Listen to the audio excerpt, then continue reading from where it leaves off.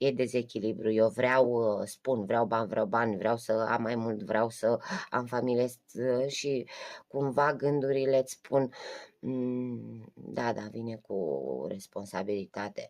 Da, da, familia, parcă fericită tot am dorit-o.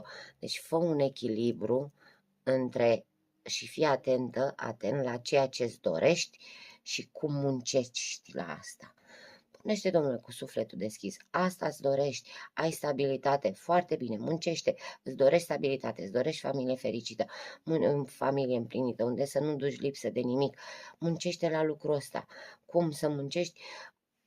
Învață să fii tu tot timpul în echilibru tău, atenție la gânduri, ariile tale să fie în concordanță cu ceea ce spui, atenție la persoanele care îți vin pe lângă tine. De-aia ți se pare că ai muncit prea mult la a manifesta bani și parcă nu se... Pune-te în echilibru.